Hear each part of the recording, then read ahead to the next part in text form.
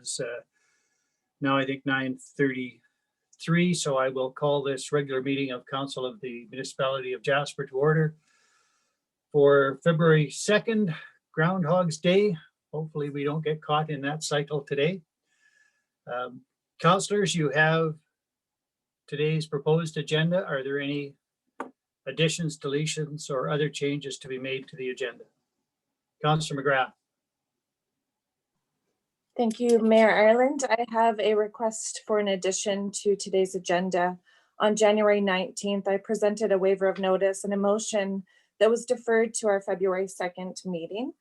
Therefore, I wish to request agenda item number 8.3 be a request for decision, a letter of support for the 1976 coal policy reinstatement.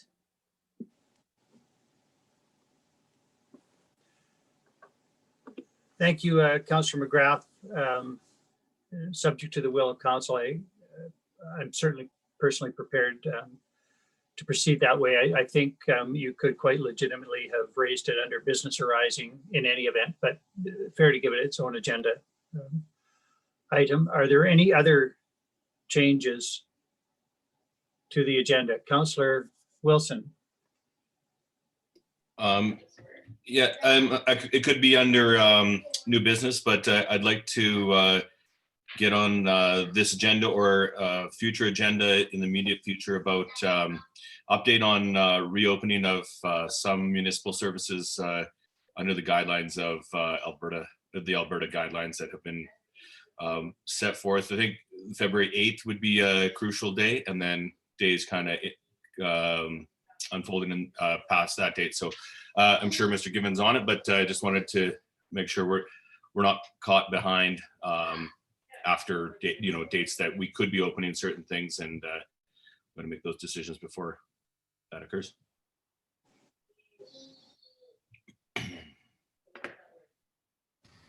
Your Worship, just on that item, perhaps we can cover that briefly as a part of the ECC update. I'd be happy with that. Thank you. Perfect. All right, so I won't take that then as a suggestion to add to the agenda. We'll just cover that topic in an existing agenda item, which is 4.1. Is there anything else?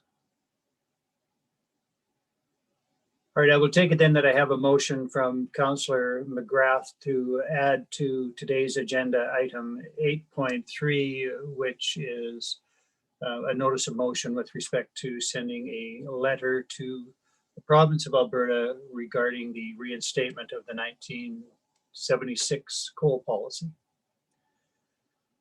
All in favor? There are none opposed. That is carried.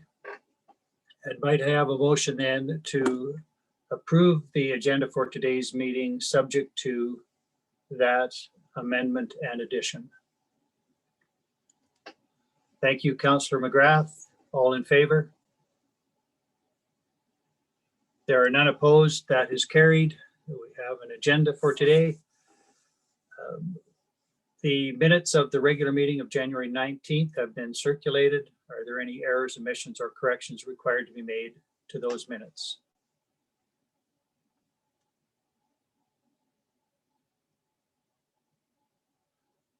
If not, might I have a motion, please, to confirm those minutes as circulated? Councillor Journeau, thank you. All in favor? There are none opposed.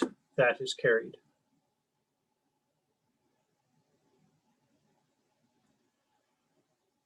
Agenda item 4 is presentations, and we have as a standing matter, at least for the time being, an update from the Emergency Coordination Center.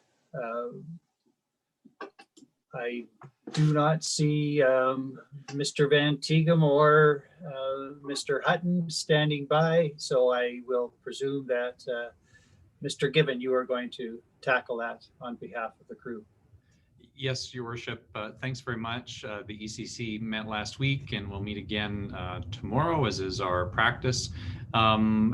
the update was going to be that we are in somewhat of a maintenance mode. I was going to say holding pattern, but really as a maintenance mode, observing behavior in the community. Generally, there is good compliance with the masking requirement. There hadn't been much for changes to provincial regulations, and there hadn't been that much news. Of course, there has been since, as Councillor Wilson pointed out. So that will be a topic of discussion. Reopening will be a topic of discussion at the ECC tomorrow.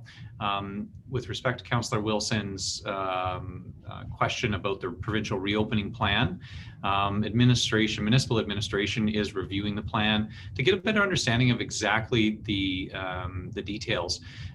It's a bit of a question at this stage of interpretation. They suggest that personal training services like gyms and indoor recreation are possible starting February 8th.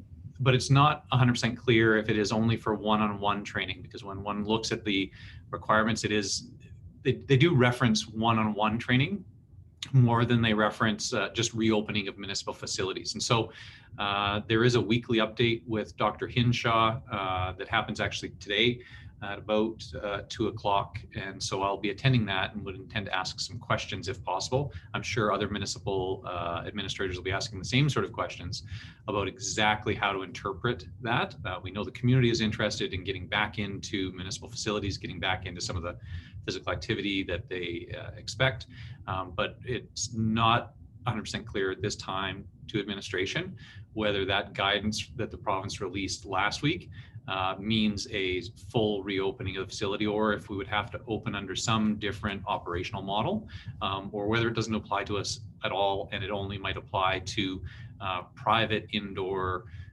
fitness training. So we are fully aware of the new plan from the province, and we are in the process of checking to see how it would apply in Jasper. And with that, Your Worship, I don't think that there's anything further to update from the ECC. I would say to Council and the community that as the situation changes, we would bring relevant updates to Council in the public forum. I think, just know that it's likely that these will be brief updates, given the fact that, generally, we are, less in an emergency situation, more in a monitoring and maintenance mode. The coordination center continues to meet to ensure that we are monitoring actively and that we are coordinating across departments and with our other community partners. That will continue, but the updates on the council public agendas may be slightly more brief if there is essentially no news to report. Thank you for that, Mr. Gibbon. Unfortunately, I missed a bit of it. My screen froze. And if that happens again, I will alert Councillor Wilson that you may have to step into the breach if that happens again. But in the meantime, Councillor Wilson, I did see your hand up, so go ahead with your question to Mr. Gibbon. Well, now I'm going to be constantly nervous that I have to take the helm. Well, no, thank you for that, Mr. Gibbon. I was equally confused, or I guess not enlightened as much as I would have hoped reading those guidelines. So, it sounds like in days to come, we'll have a little bit more light shed on what we can and can't do. And I'd just like to state my opinion. I'd like to open alongside the Alberta government's regulations. It's going to be, we'll open, we'll close, we'll open, but we just got to play that game too, I think. Alongside the numbers that I think they've set out. So all of those guidelines or regulations, or guidelines, I guess currently, but mile markers are set on or are dependent on cases or Alberta cases. So I think that's going to be a rising and falling target, and I think we're going to have to be pretty agile in that respect as well. So I support opening services that we can at the time that Alberta government says we can, and again we'll have to close them along at the same time they tell us to close. So yeah, look forward to a little bit more information in the coming days and weeks. Thank you. Thank you, Councillor Wilson. Any other questions for Mr. Given regarding the report from the ECC? All right, if not, thank you, Mr. Given, for that report. We will turn to agenda item 5. Is there any business arising from the minutes of January 19th?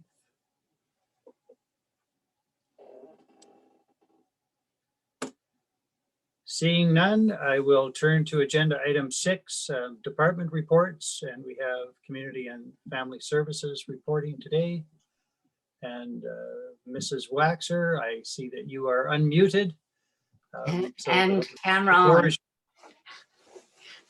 Good morning. It's nice to see everyone's face.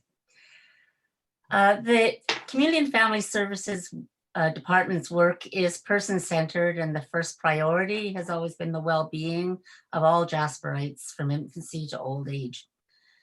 In the context of the pandemic, we've continued to focus on our motto of connecting people to local resources, to each other, and to community life in our mountain town. We've just had to find new ways of achieving these positive supports. I wanted to preface my comments with saying I'm enormously proud of my department's resilience and agility this year. Management and staff have had the ability and the drive to not only to adapt to not only the upheaval of funding changes and cuts, but also to the operational changes imposed by the COVID-19 pandemic. The team's strength was particularly impressive given that all these changes happened simultaneously. Working on the front lines in human services can be exhausting enough at the best of times, but the pandemic scenario has escalated that to new heights. And I just would like to encourage you, if you see some of the frontline staff, to give them a pat on the back, because I think it has been a very challenging and difficult year, and they've risen to the occasion and done an amazing job. The things that I wanted to highlight in my report were that the actual frontline services, we've never seen the numbers that we have as in 2020. More services, more people wanting to connect to applications and government services. And unfortunately, almost all government services are closed, and people face long waiting lists to connect to government services. And not everyone has the capacity to do all the waiting. And so as a result, Community Outreach Services has really stepped in to assist the residents with getting connected to the supports that they need, whether that be just filling out the forms or connecting to counseling or things like that. The things that we're seeing just in the population is the ongoing stress and strain of the isolation and lack of employment. We are seeing what people are really reporting is exhaustion from pivoting, going to school, not going to school, working from home, not working from home. We are getting very organized at the moment to be prepared with our volunteer income tax program, because there will be more people who will require it this year, significantly more, and the tax situation will be much more complex as a result of the pandemic and CERB and things like that. So we have 5 times the number of volunteers this year, and we're getting organized and ready to roll that out. The other things I probably would highlight is the special grants that I referred to in the beginning. We've got significant amounts of money from the Government of Canada, the Community Emergency Support Fund, and also ARDN to provide supports to local residents who need help.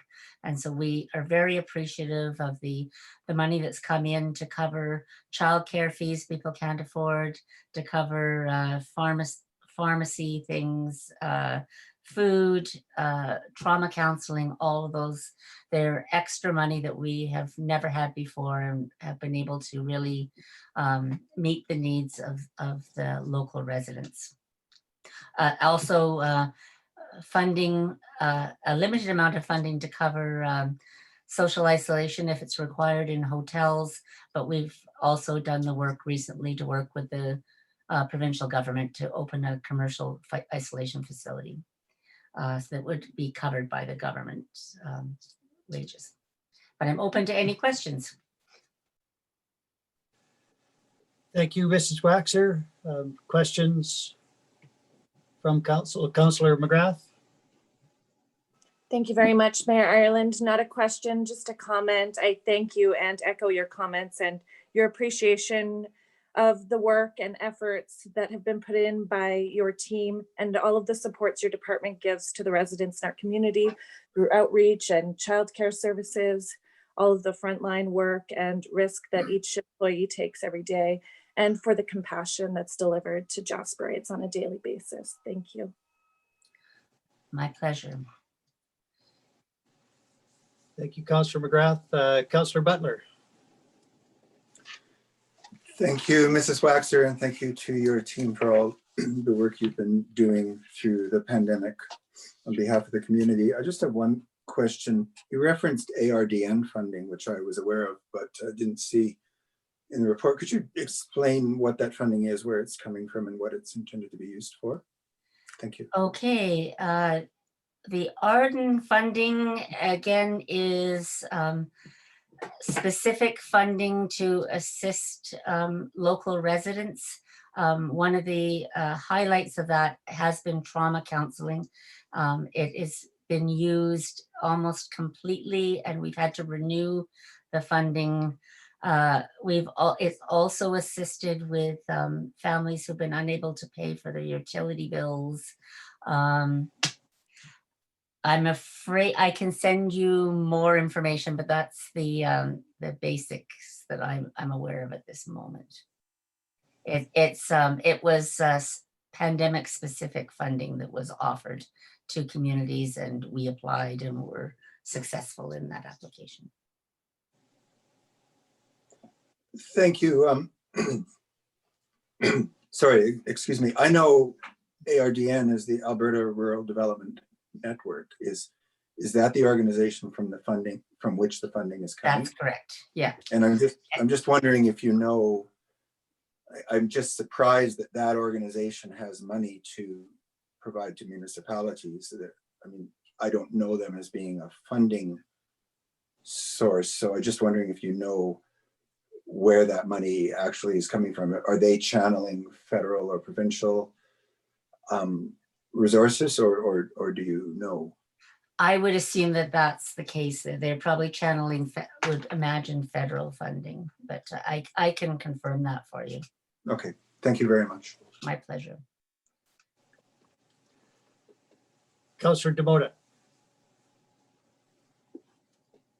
Thank you, Mr. Mayor. Through you to Mrs. Waxer. Mrs. Waxer, thank you very much. I really appreciate the detail of your reports always, and the contribution that your department does for the well-being of our community. I was just wondering, through those conversations that we just had, that you just spoke with Councillor Butler on, is it an alarming amount of families right now that are struggling to pay bills? I wouldn't say it's at this point an alarming number, but it is an increased number from what we've ever seen in the past. I'm sure it has. Yeah. And I will say that families who have struggled in the past are struggling more than they would normally. But there absolutely is an increase, as I imagine. Yeah. With the type of funding that's available right now, are we at least getting to the majority of the people in the community, or people are being helped out to the extent that they should be, or are there still major gaps missing for assistance? We aim to be very out there in the community. We worked long and hard years ago to create one-stop shop that made community outreach services the obvious place to go.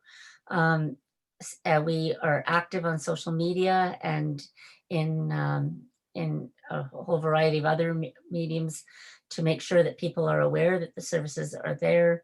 And we've put significant effort and energy into having it stigma-free.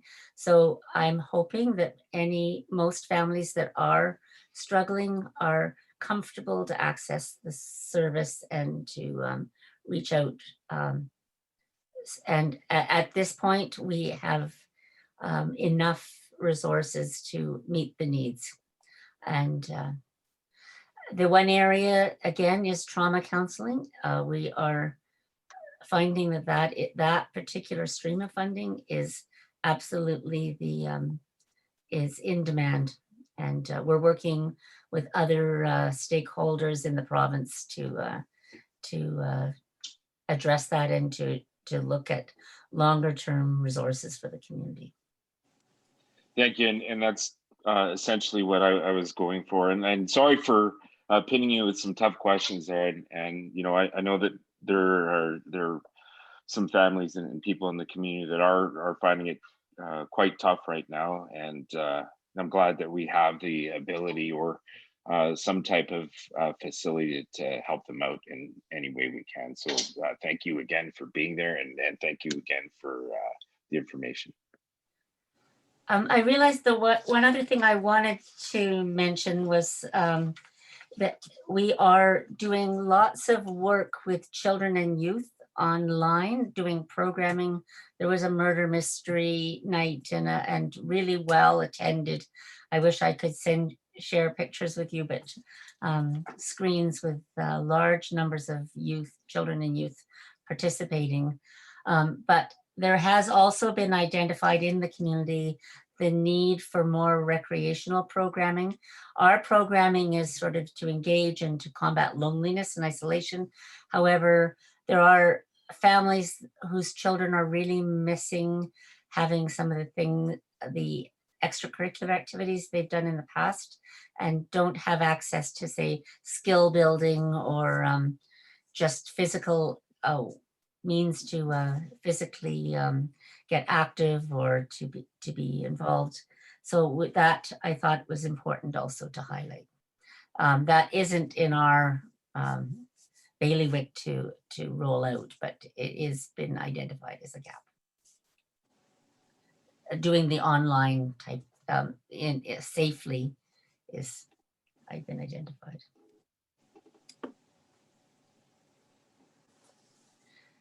And sorry, I apologize. The one other thing was that one of the grants I talked about was the out of school care grant, and so that has helped to keep the costs of the program down so that children have a safe place to go in the after school hours, and it addresses some of the some COVID specific requirements that have been that are important. For instance, the provision of food so that we reduce the likelihood of children grabbing each other's food and touching. I apologize for interrupting, sorry. Quite all right. Thank you both for that. In the absence of other hands, Mrs. Waxer, I will take this opportunity to jump in and echo the kudos from other members of council to you and your staff. Your response to COVID has been exceptional on behalf of the community, and we thank you. I particularly wanted to go back several months because we see you so seldom, and some of your staff as well, but I wanted to particularly note the response to the small COVID outbreaks in October in both the daycare and out of school care. And I really congratulate you and your staff, the way that was managed, including the communication of that to those who needed to know. I thought you did, and your staff did, an excellent job, and it's worth noting. And even though it was now several months ago, we hadn't had an earlier opportunity really to focus on that. So thank you very much for your work, and administration generally, the way that was managed and communicated, I thought was really exceptional. So thank you. I had 3 questions arising from your report. Firstly, you spoke about the increased need for tax preparation and the fact that your department will train volunteers, and you have 5. 5 seems like a bit of a minimal number right now for what I expect is going to be the demand. So just for those members of the public who might be listening or might later listen, what are the basic qualifications that a volunteer might require? And then what level of training is provided? What could someone expect to undergo to be able to volunteer their services to help people in our community prepare their taxes? I can't speak at this point, I'm sorry, to the requirements because I am not directly involved, but I know that each and every volunteer would undergo training with the Canada Revenue Agency, and it's a national program that is run in many communities, certainly in Alberta, but I'm assuming all around the country, that they are provided with appropriate training and software from the Canada Revenue Agency to be prepared to assist with the simple tax reports. Thank you for that. My second question is just my inability to perhaps read between the lines. On the second page of your report, the second last paragraph dealing with immigration, refugees, and Citizenship Canada. How am I to interpret that bolded headline that says ending March 31st, 2021, year 1 of a 5-year contract? Does that mean that program is coming to an end after 1 year of a 5-year contract? I think that's a typographical error. Sorry, it is. That is the end of the first year. No, we have a 5-year contract, and so it would go to 2024. Sorry. All right, so it is not ending. No. Okay. Thank you. Thank you for clearing up what may only have been confusion in my mind, no one else. My final question relates to the Jasper Community Team Society, and in the second paragraph of your report, you note that your department is supporting JCTS in its efforts to become an independent and sustainable society.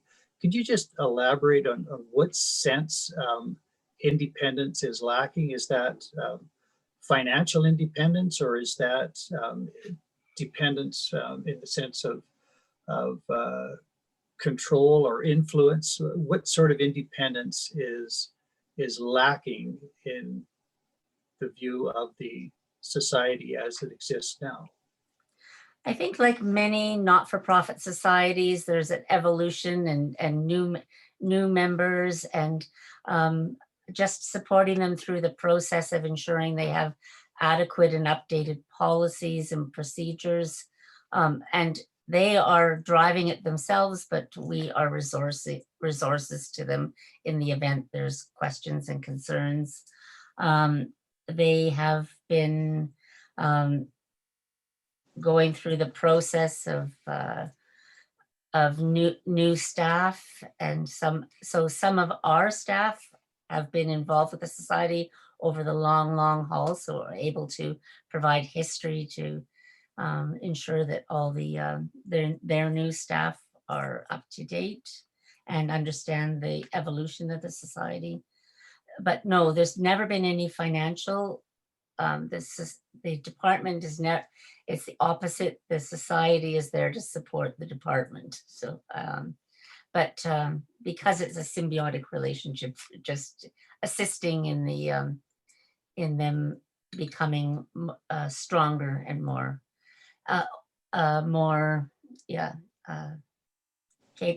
capable, just with the board members.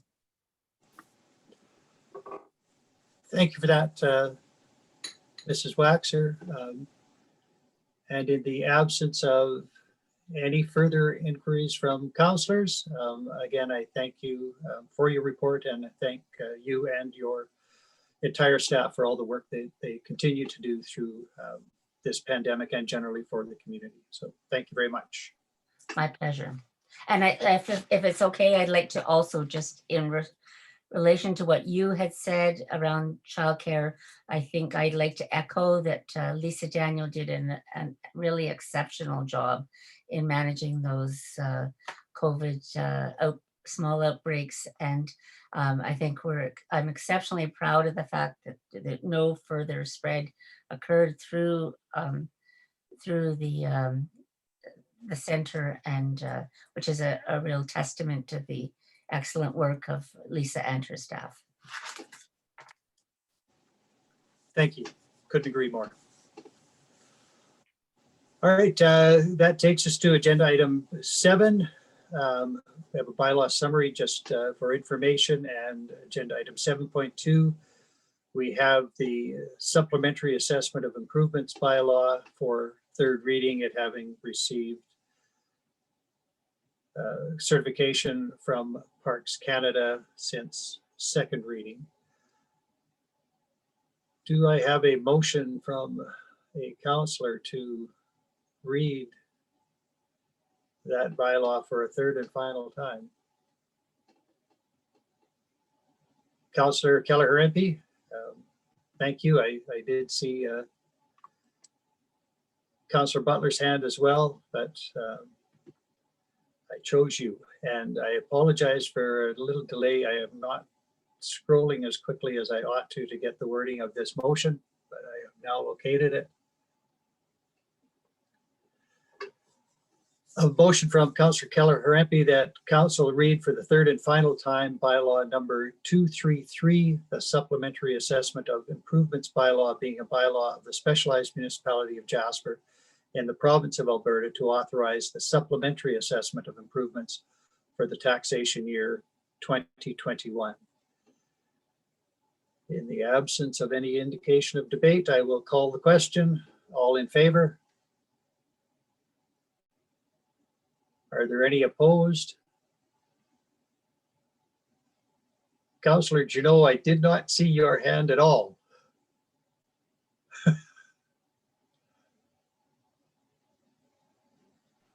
I'm not opposed. Technology Thank you. challenged. All right, that motion is passed. There are none opposed. Agenda item 7.3 is a similar situation with the supplementary tax bylaw, it having received second reading and subsequently certification from the superintendent of Jasper National Park. So is there a councillor prepared to make a motion with respect to reading that bylaw for the third and final time? Councillor Butler, thank you.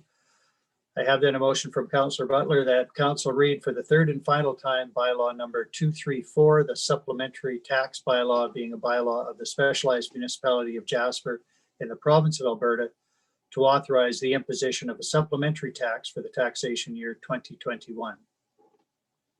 In the absence of any indication of debate, I will call the question. All in favor? There are none opposed. That is carried.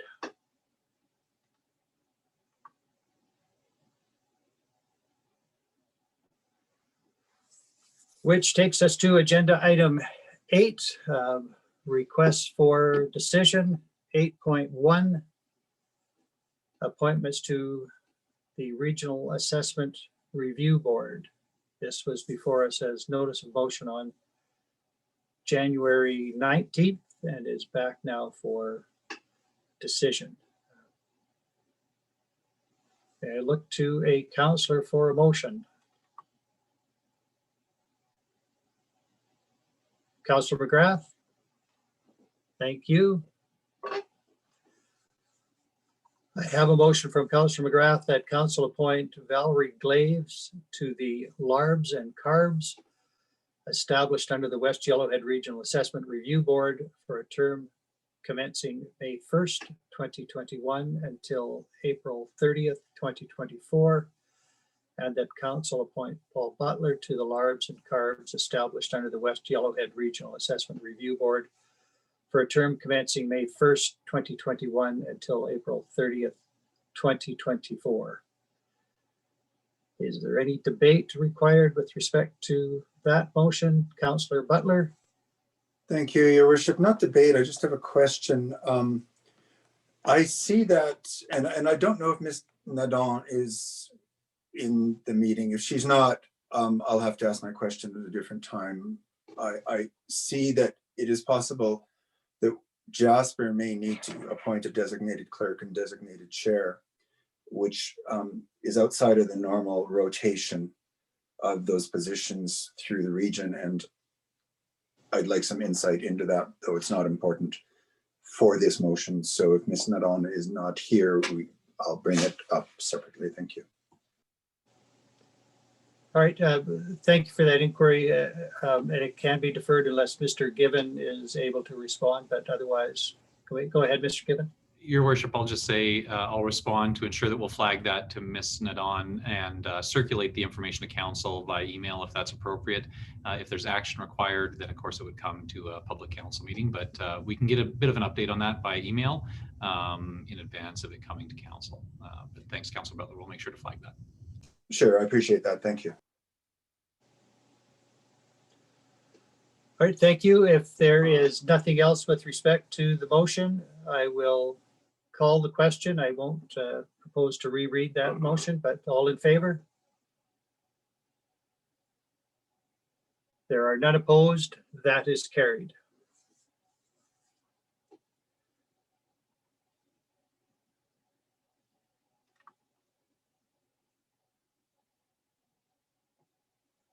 And that takes us to agenda item 8.2, a request for decision with respect to the Skatepark budget request.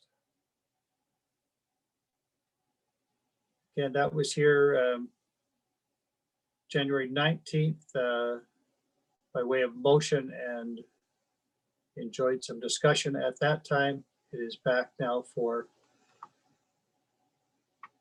decision, and might I have a councillor make a motion with respect to this matter, and we can begin again.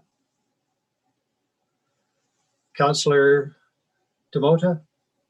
I have a question before the motion gets submitted. I'm just wondering if anyone's got any new information on funding particularly from the foundations. Do we have any confirmation that that $200,000 has been spoken for, or at least confirmed that it's going to be available in a matter of a promissory note or otherwise? Mr. Given. Your Worship, I'll just speak to Councillor Demota's question to say that at this time, administration is not aware of any information that would move those two contributions to either secured or committed.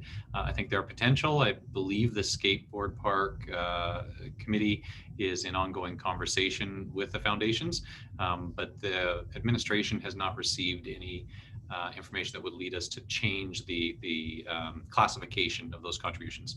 I think they are the same as when this was discussed last week, that there is, from the Skateboard Committee, a strong sense that those are very likely.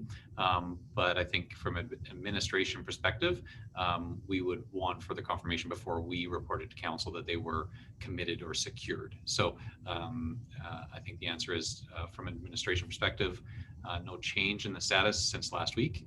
That would be the information that we'd have. Thank you. I may be able to add a bit to that, although whether it clarifies the situation or not is uncertain. My understanding through other means, and I'm not able to divulge some of the information I know because it's come to be in a different capacity than my capacity as a member of council. the commitment, I think, is confirmed, but is contingent. So are those committed funds or not remains a bit of a question. It is not unlike the motion that may be coming. That is, there, if other funds are raised by the skate park committee, then those additional donations are available, but it is contingent on the raising of other funds. So I don't know whether that helps or not, Councillor Demota, and there is a limit to which I can go on discussing that because I'm engaged in a different capacity. I'll let you respond, Councillor Demota, and then I see Councillor Butler has his hand up as well. Okay. Well, I would, until more information comes forward, I think that I would like to personally defer the motion today for the next regular meeting until we can gather more information. Because that, again, I'm very concerned about the climate right now and our ability to tax our community and just what kind of message that sends. And I know that I've been a promoter of getting an updated skate park for quite a few years now, probably going back at least 5 or 6. So since this new initiative has taken place, but I'm very concerned at the message that we might be sending right now with that level of commitment that might be coming forward. So I'd like to spend at least a couple more weeks in reviewing, the information, and then particularly what you just stated, Mr. Mayor, even though via other capacity, if we can get some more feedback from the committee itself on where they're at, and if there's a little bit more of a firmer confirmation, let's say, then I would be more prepared to discuss what type of commitment council could make after reviewing that. Thank you. Thank you, Councillor Demota. Councillor Butler. Thank you very much, Your Worship. I'd like to go ahead and make the motion, after which I will speak to the reasons I am suggesting we proceed with the motion today, including Councillor Demota's concerns. So with leave of council, I will move that council approve up to $300,000 in matching funding for a new skate park, subject to matching funds being secured from external sources, and also that council allocate a portion of the land commonly known as Diamond A in Centennial Park for construction of the skate park. Thank you, Councillor Butler. That motion is now on the table. I see Councillor McGrath has her hand up. As the mover of the motion, you are entitled to speak first to it. So Councillor Butler, go ahead if you want to speak at this point, and I will give you an opportunity to close as well. Thank you. I will speak briefly at this point because I do understand that there have been here today and in previous meetings suggestions that it's premature to pass this motion now. And I'd like to say that I think it is appropriate to pass the motion now. There is sufficient latitude within the wording of the motion to respond to changing situations in the fundraising efforts. Our motion says up to $300,000 in matching funds. So we have not committed that we absolutely will provide that. And it is also contingent on other fundraising opportunities. And to Councillor Demota's concerns about whether that funding comes to fruition or not, I think it's very clear that that funding is dependent on support from other sources, including ours. So I am concerned at playing sort of a one step forward, one step back game if we don't make it clear that we are committed to seeing this program through. I also understand that it seems, and it will seem to some to be perhaps ill-timed because of economic concerns that we face, but capital projects do still have to proceed.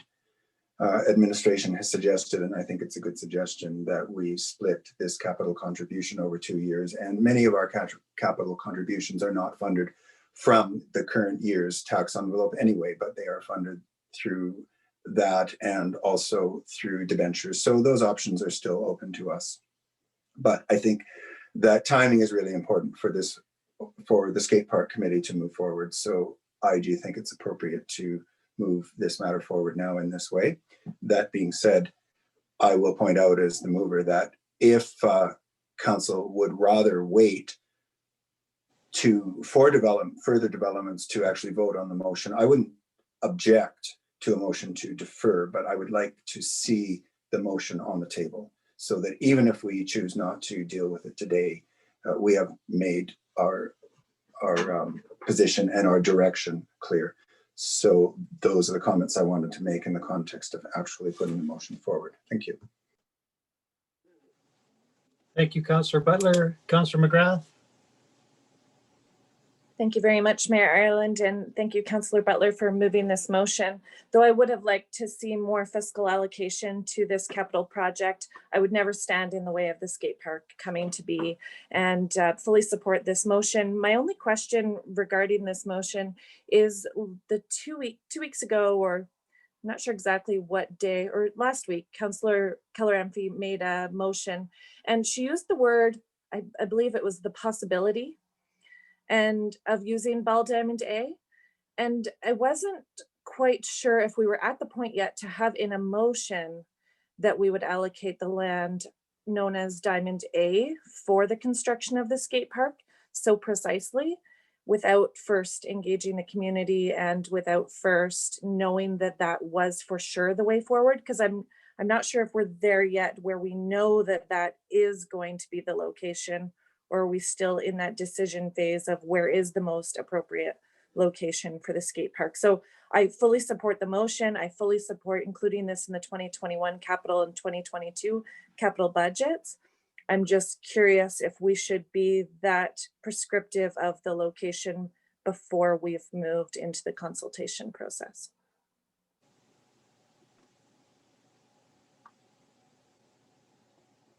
Thank you, Councillor McGrath. I was just scrolling through the minutes of January 19th to see what wording might have been used, but I don't see it in those minutes.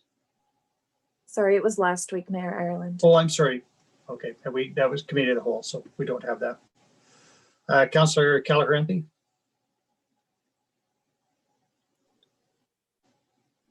That is correct, Councillor McGrath. I used the word consider because at the meeting last week, both the skateboard committee was going back to their members, and we were going to get some public consultation on that land. And at that time, I phrased it as for consideration of that area, but I did agree with the budget. I do agree with this motion.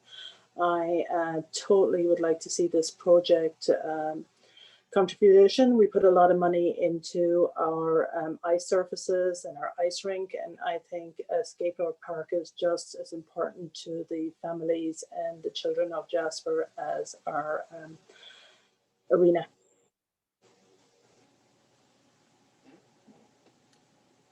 Thank you, Councillor Keller-Amphy.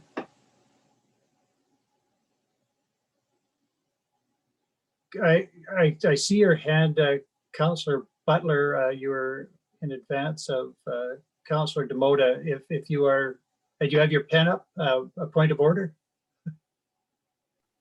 Well, not really. And I'm sorry for jumping in because I realize we cannot speak endlessly on a motion, but I did want to make the point that I had noticed that that the word consider was not included here. And I thought quite a lot about that. And I decided that I was happy with the wording of the motion because we're only allocating, and until we have actually begun development, we certainly have an opportunity to make a change there. But I did want to make the point that if council is more comfortable having the word consider allocating in the motion, I would consider that to be a friendly amendment. So forgive me for leaping in, but I am happy either way in terms of making the motion. Thank you. Councillor Demota? Well, considering how Councillor Butler has described the council's contribution and backed up by other councillors, I will I will vote in favor today, but the main reason why I'm apprehensive is because of the conditions within the contribution, the potential contributions from the foundations, and those aren't entirely clear to me right now. So I know that they're conditional on fundraising by the skate park committee, and it may or may not be conditional to council support. So if that is included, that's important, and if it isn't included, that's important as well. So I wanted it to be more clear before I went with the motion, but I'm okay with if the motion is going forward today to vote in favor based on how it's going to roll out and how it was described. So I'm okay with that.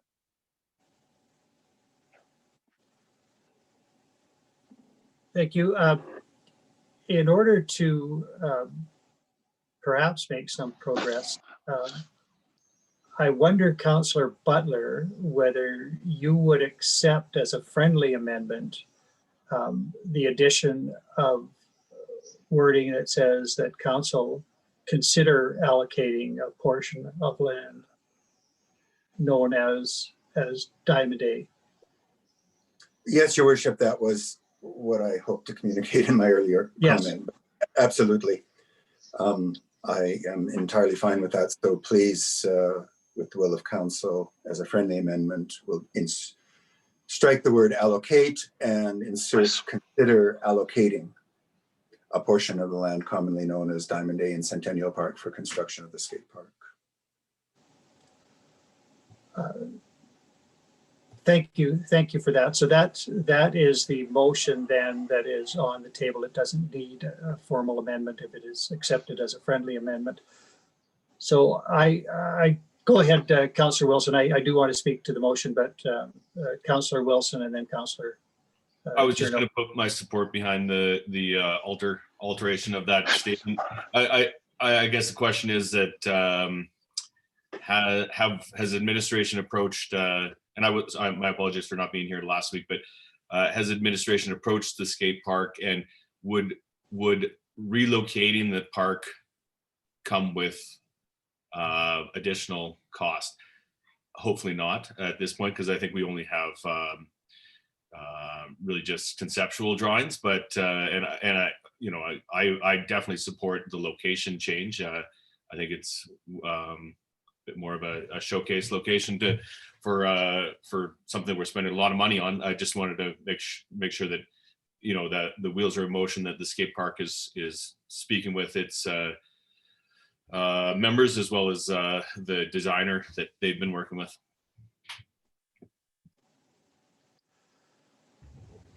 I will take that as a question directed to administration, so I'll turn to Mr. Given before I go to Councillor Juneau. Thanks very much, Your Worship. To Councillor Wilson's question, yes, administration has been in preliminary discussions with both the Skateboard Park Committee and Mr. Savage and the Skateboard Park designers about the practicality of relocation. And at a high level, the design, as you said, is conceptual and can be adjusted. And it appears that the Diamond A site would not require significant redesign and may offer some benefits, recognizing that there is the grade change that would offer some drop-in opportunities if you're a skateboarder. So administration has had those preliminary discussions. It doesn't look like it's a significant barrier. And actually, to the contrary, a part of the discussion last week was that the previously considered site of the current skateboard park does have additional costs with respect to utilities. And so that was an additional part of the conversation last week that Councillor Wilson may not have been party to hearing. Great, I appreciate that. Thank you. Councillor Juneau. Thank you, Mr. Mayor. As you mentioned, I will support this motion with or without the amendment. As you mentioned, it's in order to make some progress. And I think that's key here.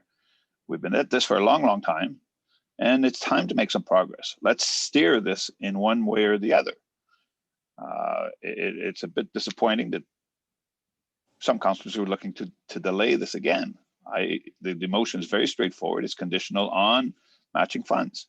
And consequently, I think it's very key at this stage, after all the discussion, that council demonstrate leadership in this project and assist a small committee that has been doing a lot of work that'll provide an asset to a community that would be beneficial for many for a long time. So I support this motion with or without the amendment. I think it's important to make some progress. Thank you, Councillor Trudeau. Councillor McGrath. Thank you, Mayor Ireland. I have one quick thing to add.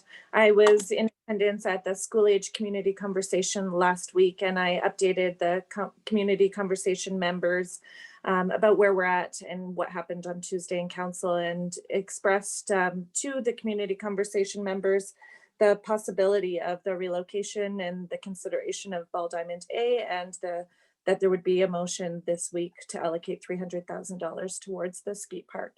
And just worth noting and having administration aware that the high school principal took it upon himself to express his thanks and his support for considering the relocation, and really believes that this type of an accessible asset being centralized and showcased in our community is a really good idea. So ahead of any other community consultation, already got some feedback that there was support at the school level.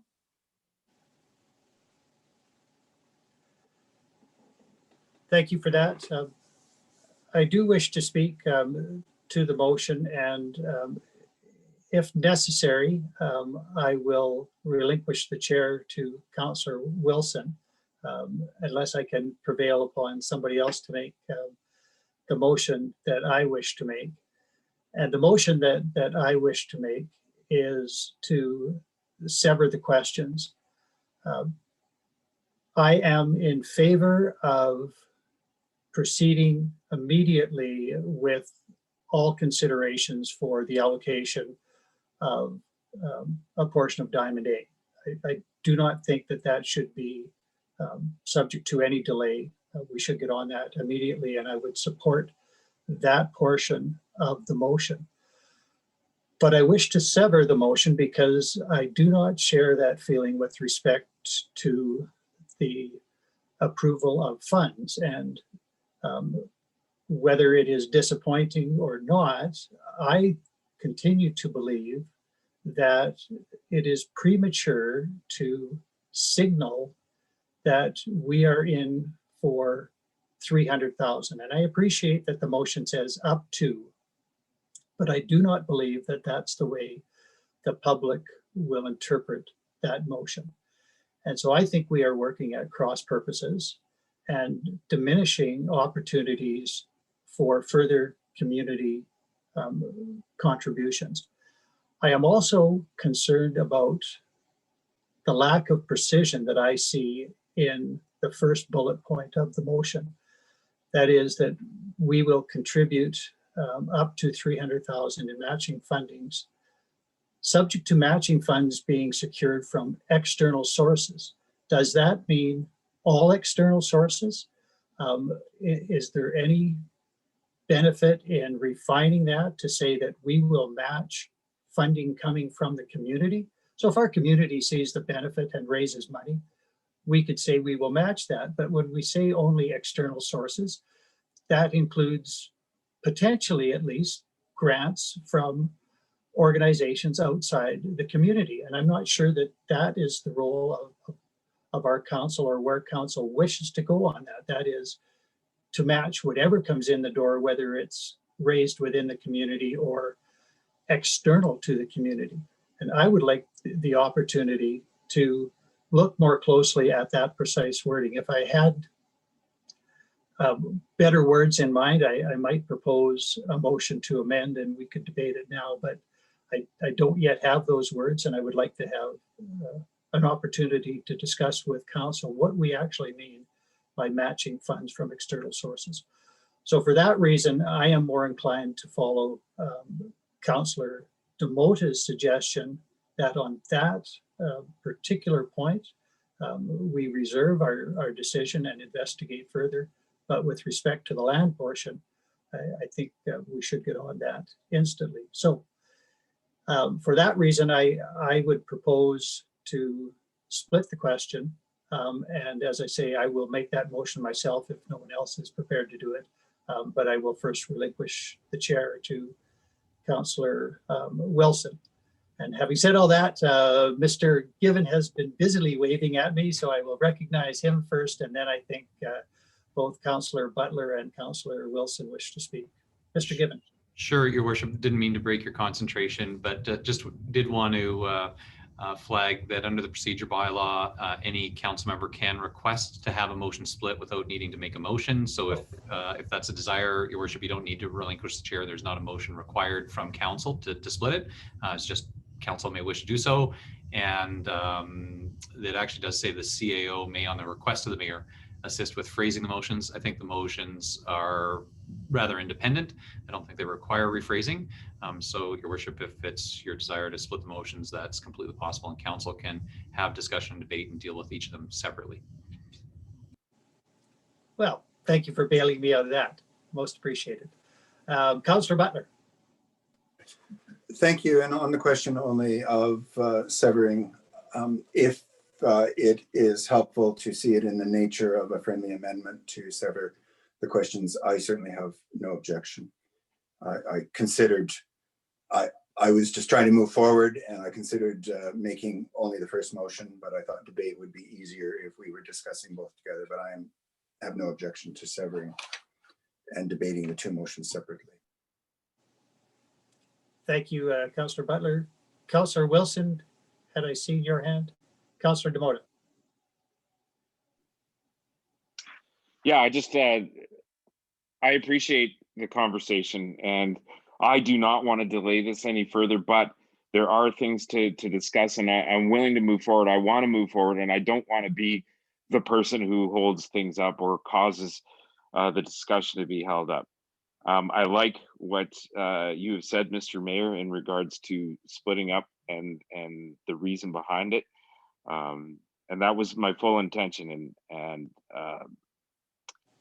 if we can spend a little bit more time, and I want to encourage council to read between the lines of what the mayor is trying to say, because there are things that he's allowed to say and not allowed to say, but I'd like to have more discussions on the actual funding portion. I don't want to diminish the ability of the contributors and or the fundraising that could be or should be done organically through community input.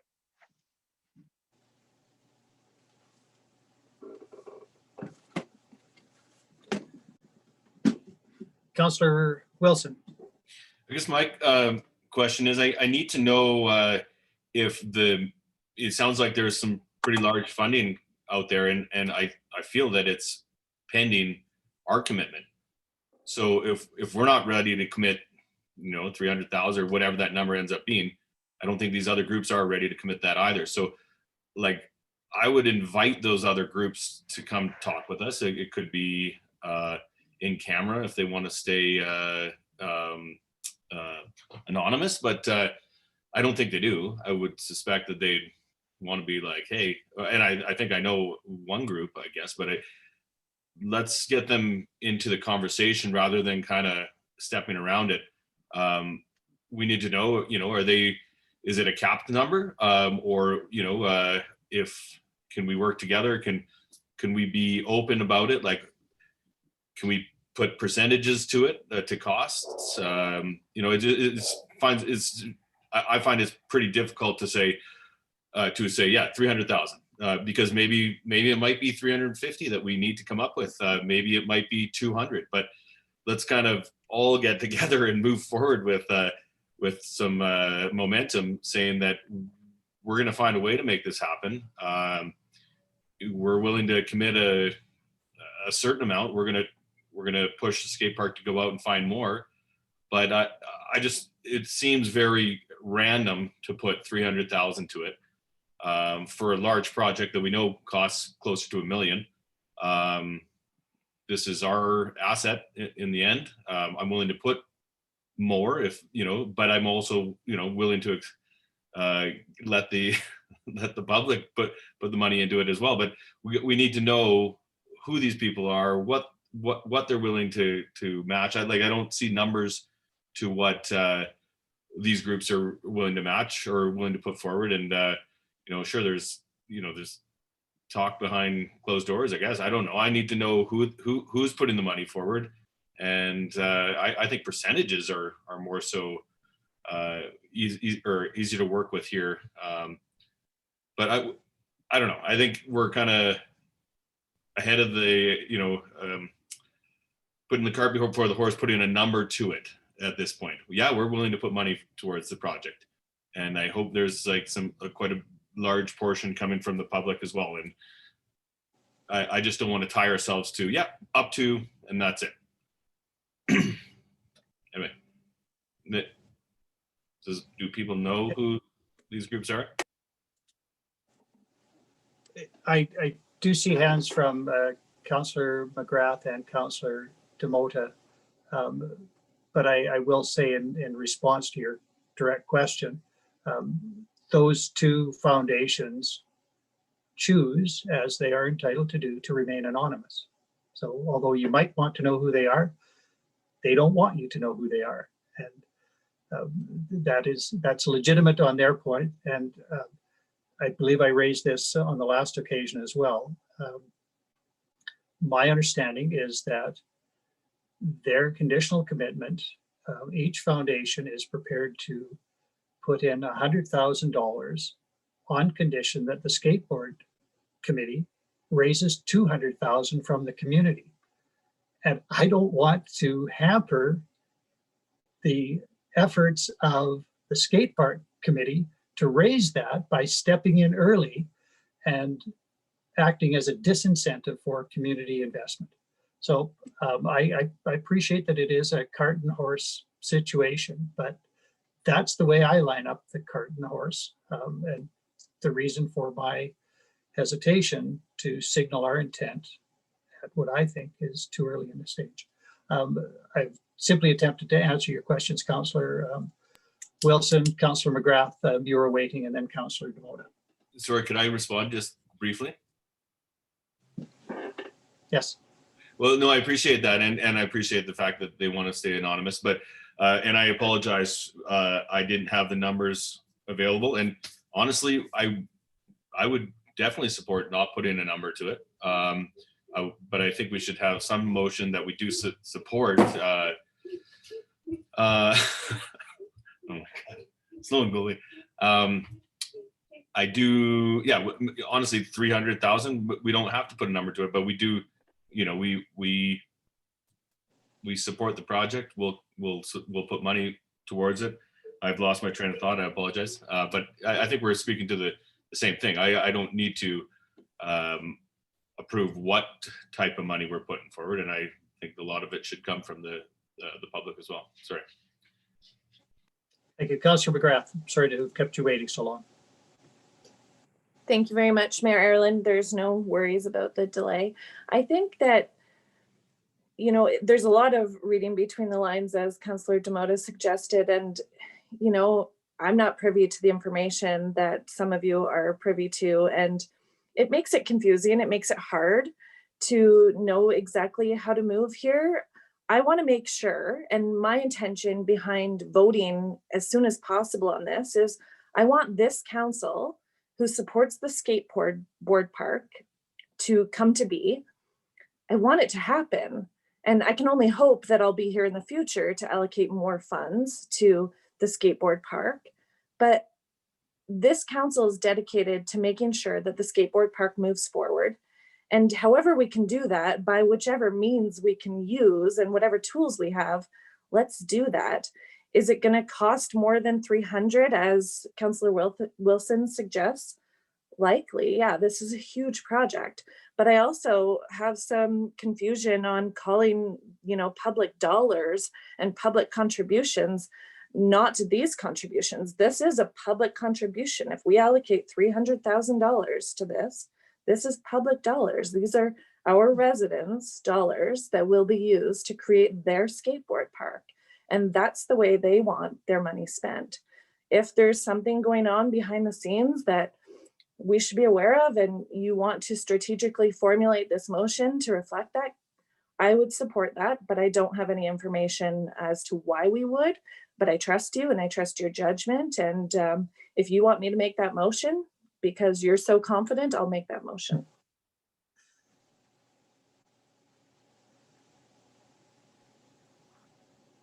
Councillor Demota. Yeah, thank you. You know what? Just because I'm personally connected with the two foundations that have come forward, I am going to try to engage a conversation with the foundations and the skate park committee, because I don't think that they've been formally introduced or had the formal discussion, and we haven't had that presentation or the solidification of that contribution brought forward from the skate park committee with the particulars. And Mr. Mayor has spoken to most of the parameters around that funding. And yes, they do want to remain anonymous at this point in time. So until we get more information from the skate park committee themselves, that's when I'll be more comfortable, because I do not, as Richard has stated, want to kind of diffuse any momentum that could come from the community externally and diminish the contribution from the foundation. So until we're entirely clear, I would like to wait and vote on it at a later date. And I know it's confusing, but it's just, all the ducks are not in a row, and until they are, and we have a better presentation and understanding behind how this all will or could roll out, I'd be more comfortable after getting all that. If I will turn to you right away, Councillor Wilson, but if it, and Councillor Janot, if it suits Council, I am quite prepared at this juncture to call a recess and call the foundations and confirm how much information I am entitled to share publicly at this time. And if that sways decisions, so be it. But we might, rather than postpone or defer the vote, in a recess, I might be able to get some further answers. I leave that for your consideration. Councillor Wilson, Councillor Janot, and Councillor Butler. I guess the $300,000 number is kind of bringing back thought on matching grants for the CFLIP, matching funds for the CFLIP grant. I think, is that why it's 300,000? Because if it is, I'm willing to support that. But I'm honestly, I think that I might be out to lunch, but I'm pretty positive we're to come up with 300,000 if for the application of the CFLIP grant. But I don't see that in the request for decision right now. And but I think there's date tied to that, as well as commitment from the municipality, and I think that's why we're at that point, or at this point. But can anybody shed any further light on that, or the grant application we've dealt with in the past? But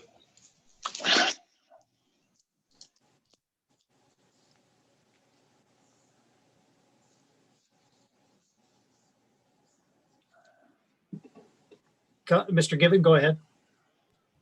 Thanks, Your Worship. To Councillor Wilson's question, yes, administration's understanding is that the 300,000 commitment that's recommended in the report would be used to leverage funding from the CFEP program.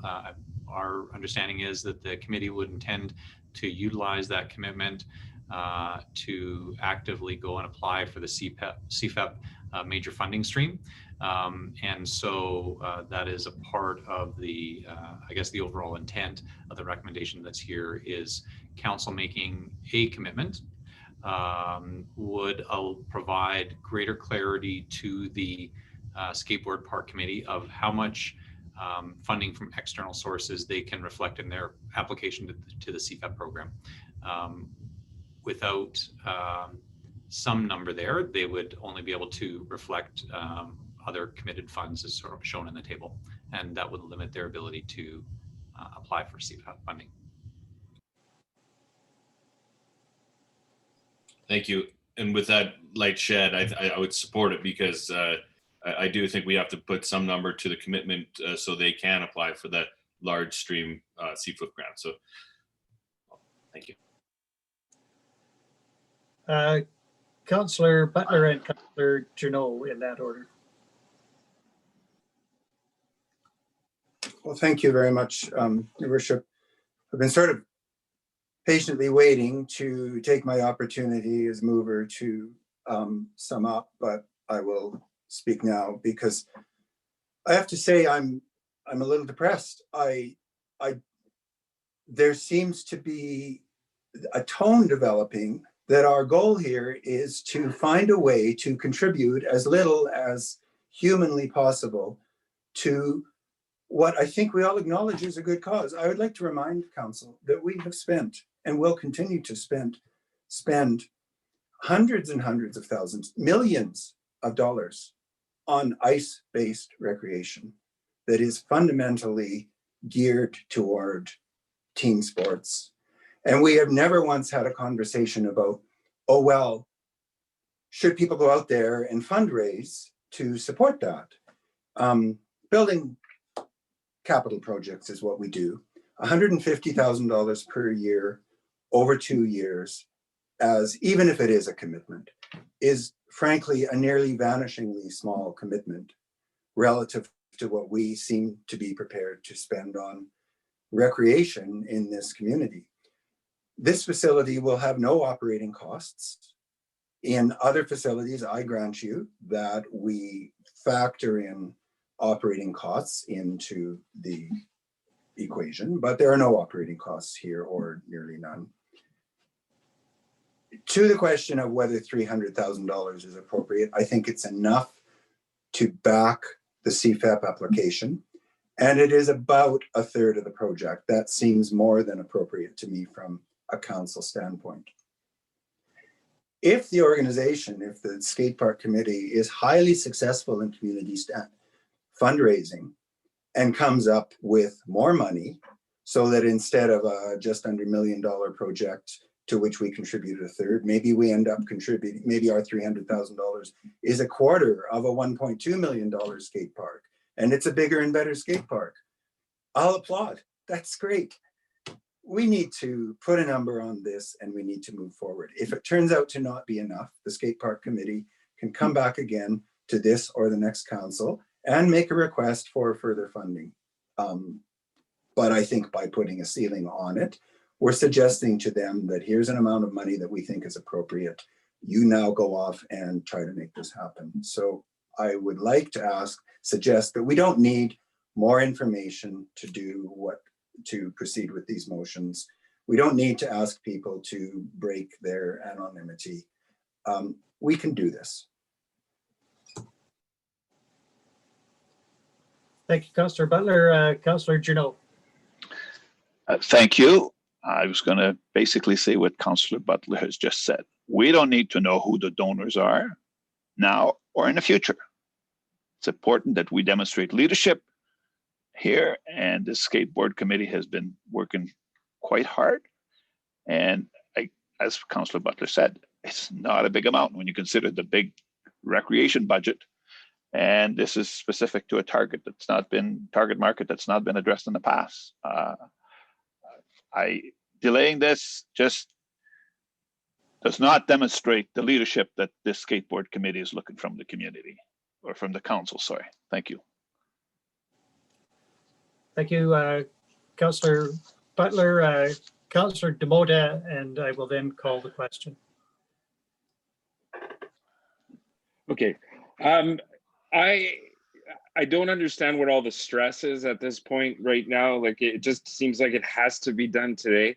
All I'm asking is for an extra 2 weeks, and just for a little bit of trust when I'm just trying to express something that I think that would be more clear in 2 weeks' time when we can vote on this. It just seems like the sky's going to fall if we don't do it today, and I don't understand that. So I'm not saying that we're pushing this back to September or to 2025. You know, it seems like it has to get done today, and I don't know where that came from. So you know, I encouraged the skate park to come and speak last week on this conversation, because I wanted to bring it up and get the momentum going.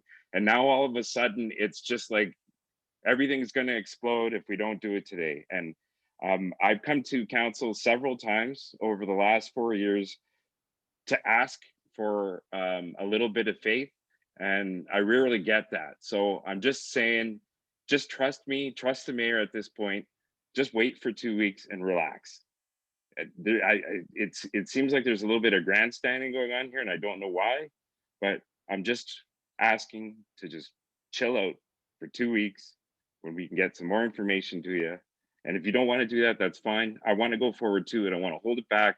Like I've said, we've spent way too much time talking about this, but it's not that urgent to have done today. Thank you. All right, thank you. Councillor Butler, again, I earlier invited you the opportunity to close. Perhaps you've already taken it.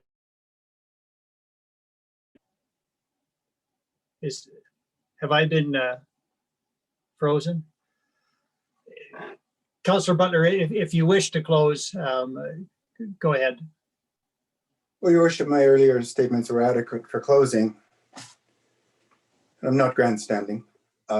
I cooperated with the suggestion of severing the motion specifically so that we could defer one of them if necessary.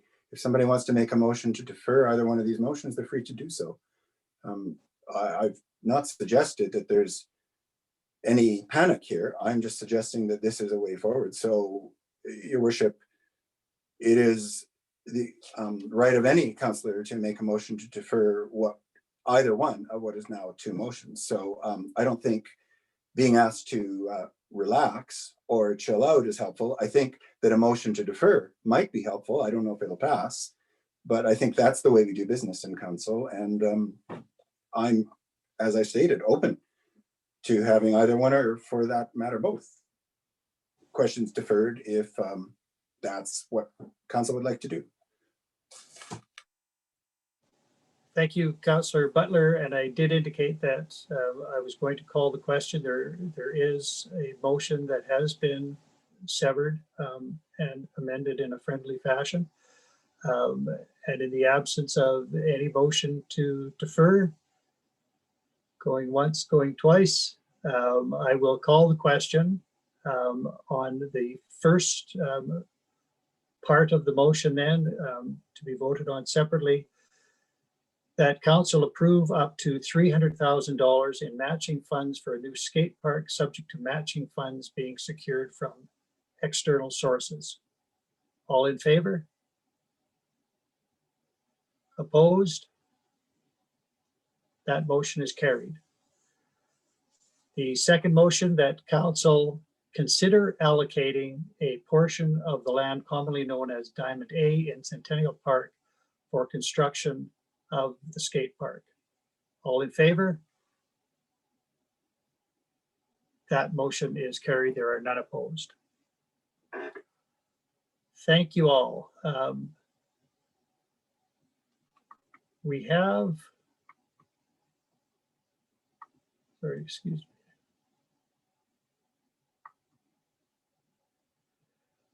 We have added to the agenda 8.3, which is a discussion of the 1976 coal policy and the possibility of a letter by council. I am going to propose that this might be an opportune time to take a brief recess.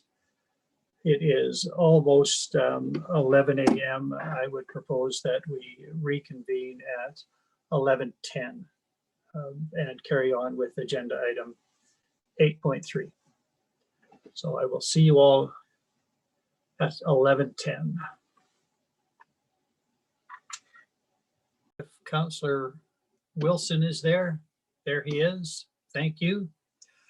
All right, I will call us back to order, and we are at agenda item 8.3, an addition to the agenda. And Councillor McGrath, you presented a motion on January 19th to direct administration to write to the Premier and the Government of Alberta concerning recent events to permit surface coal mining in areas that had previously been closed. Is that the motion that you wish to present at today's meeting?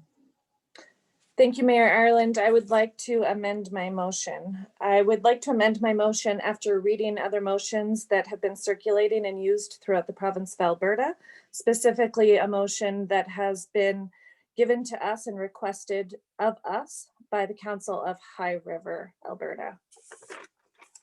The motion that I would like to present to Council today reads as this: that Council direct administration to prepare a letter requesting the Government of Alberta and Premier Jason Kenney issue an immediate stop work order for all existing coal exploration permits on the eastern slopes of Alberta and cease issuance of any new exploration permits on the eastern slopes of Alberta until public consultation has taken place regarding the future of coal mining on the eastern slopes of Alberta, and that Council include in the letter the request that the Government of Alberta reinstate the 1976 coal policy, then go through a responsible and principled process, and that this letter explain the importance of respectful engagement with stakeholders and Indigenous governments, as well as the importance for environmental protection, protection of our waterways, mountains, habitat, and for the continued ability to recreate and encourage tourism to our pristine mountain communities.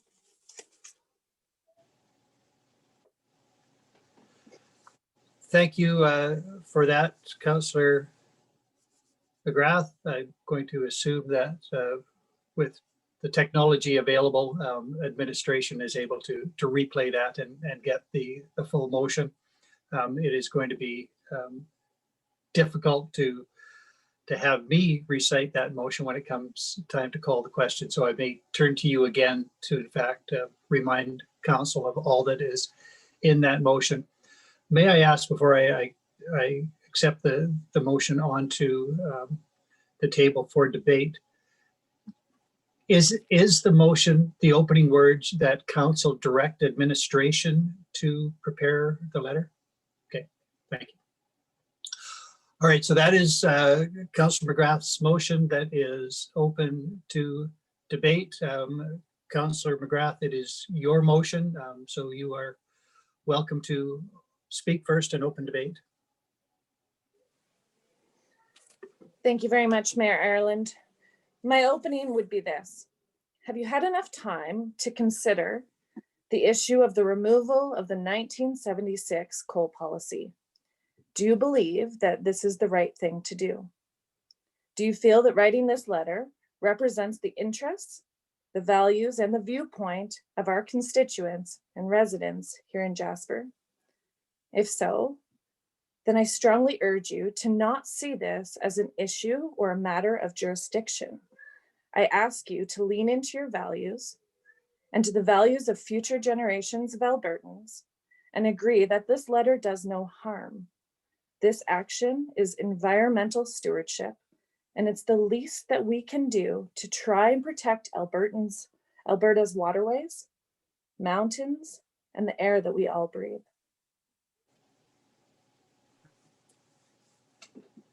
Thank you, Councillor McGrath. Other councillors?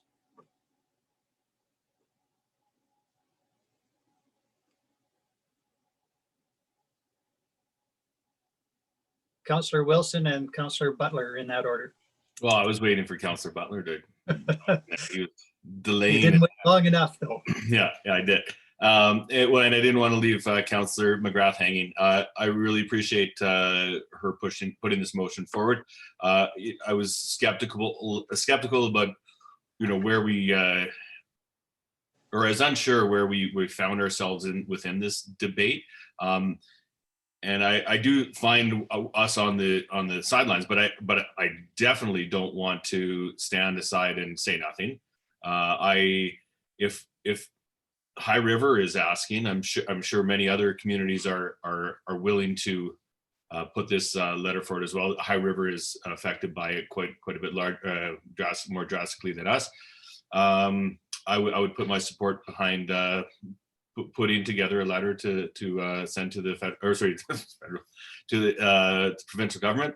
I'm not as versed as Councilor McGrath is on the topic, and I am just concerned just in the wording a little bit of the eastern slopes. I think there maybe should be some definition to that.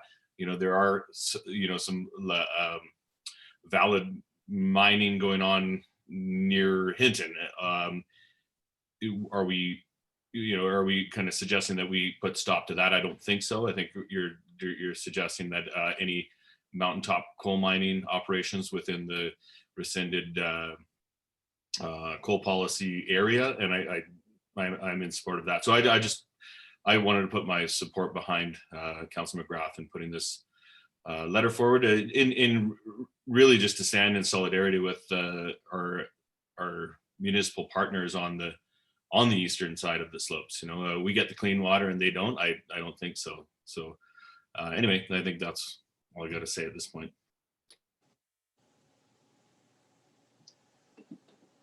Councillor Butler. Well, I want to thank Councillor McGrath for bringing this forward. I appreciate the eloquence with which you have stated your case. And let me say that I agree with almost all of the viewpoint that I think is expressed in the motion and in the letter that you are requesting. Almost, maybe not point by point. But forgive me, I'm going to talk for a couple of minutes on this. To begin with, procedurally, it's difficult for me because we're being asked to vote on a pretty detailed motion without it having been added on the agenda as we would expect, so that we can at least see it in writing. And so procedurally, I have a problem there. But for me, this is not a question of coal policy or environmental policy in Alberta.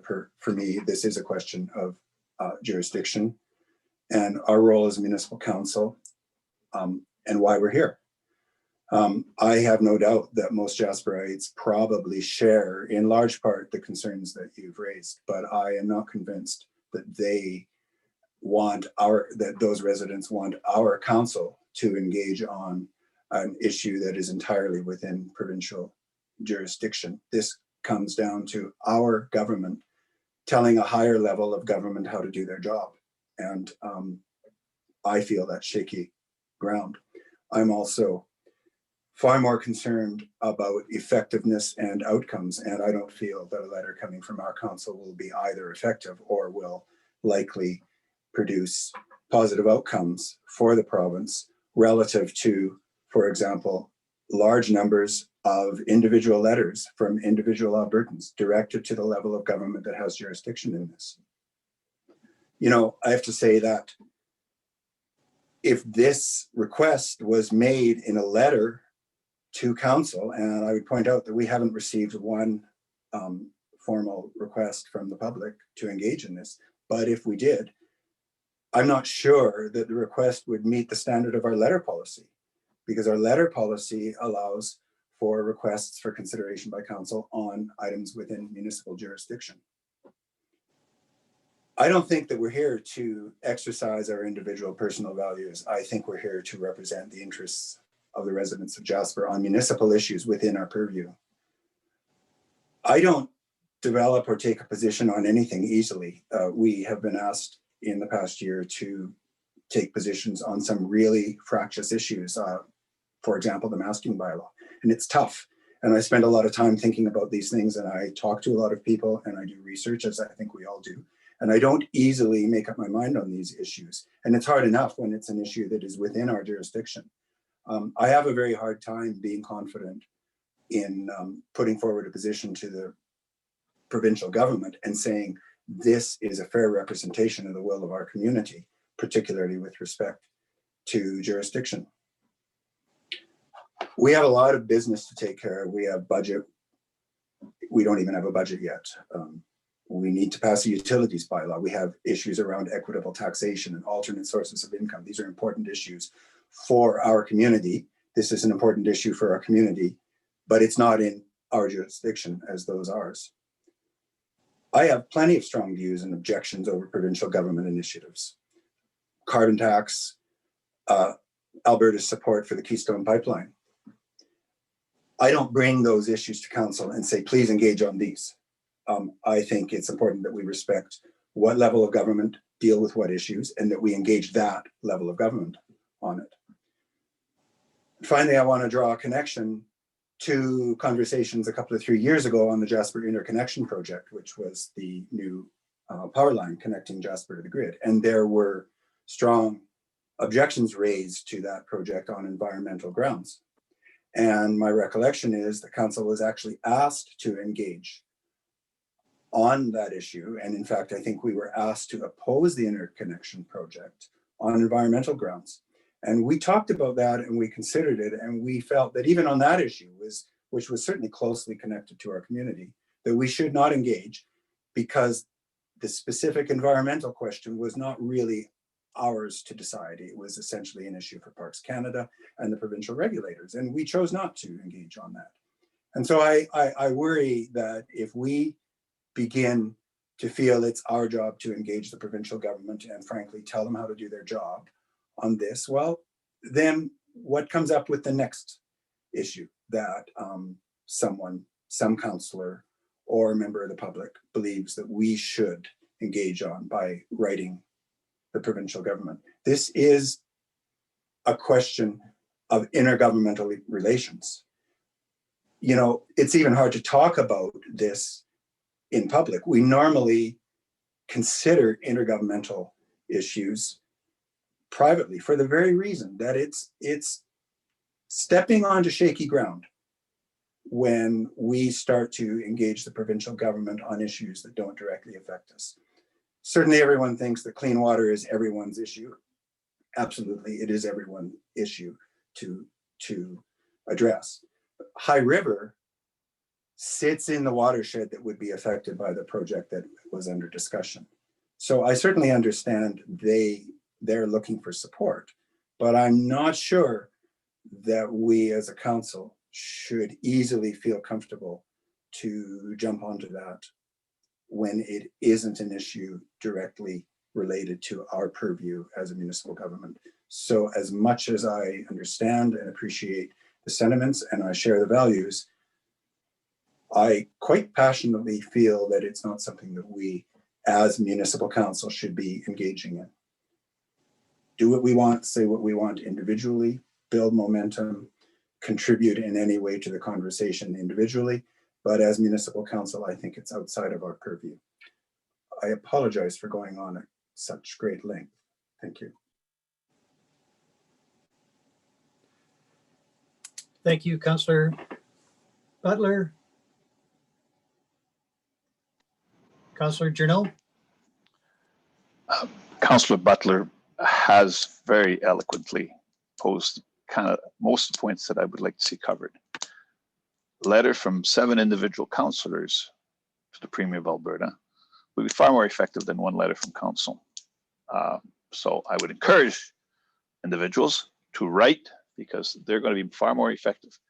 I would prefer that if this motion represented only return to the 1974 policy that has been abolished or whatever, that I would prefer that, but thank you very much.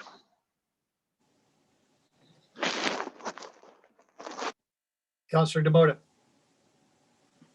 Yeah, and you know what, I appreciate again where Councillor McGrath is coming from, and we did also receive a letter from a councillor with varying backgrounds and a degree in the in kind of the realm, and has encouraged us individually to send letters of support as opposed to, or for his proposal. And that is something that I'm a little bit more inclined to do. I'm not sure whether as a council that for all the reasons that Councillor Butler has stated, that I'd want to support doing something like this. And I'm not fully, as much as the information that I tried to get and get read up on, I'm still not entirely well versed on the level of detail that's within your proposal, Councillor McGrath. And there are aspects of it that I do support, particularly just pulling the plug on the 1976 policy. And I'd like that to be reconsidered and, personally, and reviewed and with public consultation. But there are many other aspects that I don't think we should be supporting as a council either. So maybe a little bit more work. If someone wants to move to defer, I'm not ready to vote on it today, and I don't feel like I want to. Thank you.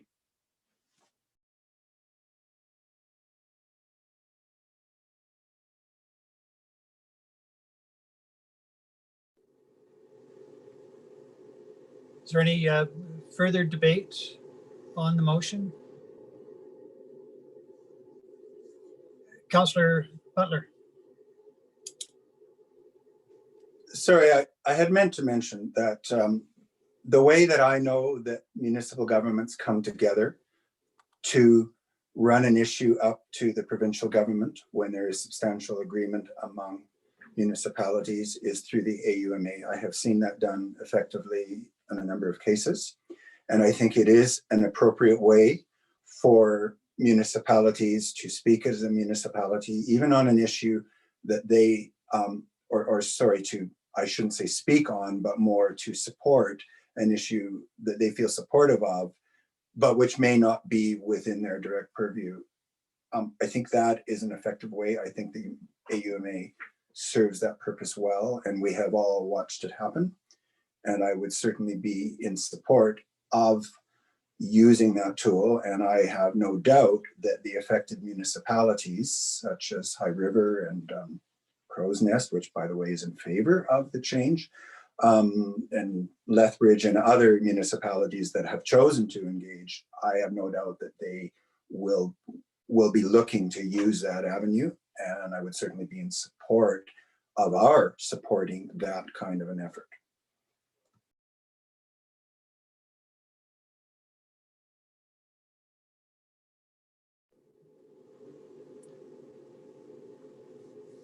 Thank you, Councillor Butler. Any comments, debate, questions from anyone else? I will say then that in terms of position, I agree with the intent of the motion, Councillor McGrath. I do agree with Councillor Butler that all governments are accountable to voters, and municipalities and councils are not voters. And so I encourage every member of the public who is entitled to vote in a provincial election to let their representatives know their position on this. And that would include members of council and all members of our community. I am somewhat hampered, I think, in terms of the detail in the motion and not having it before me, but this is the sort of motion where I believe it would be strengthened by a set of preamble clauses, whereas something and whereas something else, therefore we come to this conclusion. But I do have a concern about the jurisdictional question, as Councillor Butler raised, and identifying the principle upon which this council would feel comfortable engaging with other levels of government in areas beyond our jurisdiction. So for example, we may have issues, and members in our community may have issues with the way the federal government deals with Indigenous matters. Should we be writing letters to the federal government on those issues? There are concerns about the way the province now is managing the COVID pandemic and the regulations in place. We have taken a position early on that we would follow Alberta provincial health guidelines, whatever they may be, rather than suggest that they ought to be something different. So again, what is the principle which would compel us to take a stand? And I appreciate in this particular mountain environment, the environment itself is a rallying point. But we have seen at the local level recently, other groups telling Parks Canada how things in and around our community ought to be managed. And it is difficult when external bodies intervene in local government decisions. I think we invite that when we take a position and tell other governments how they ought to be operating. And it's not that I disagree with the sentiment, as I said. Finally, at root of this, I think that we ought to consider, if we're going to respond at all, the nature of governance by policy. It was so easy, apparently, for the provincial government to abandon a long-standing policy. And that is because governance by policy is not a good idea. I don't particularly want to see a return to the 1976 coal policy as a policy. I would rather see the environment safeguarded through legislation, which then at least has to come back to the Legislative Assembly for debate.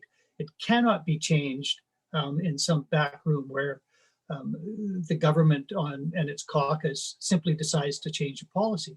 And we see that even at the local level with development issues in Jasper, that it is guided by policy, not by regulation or legislation.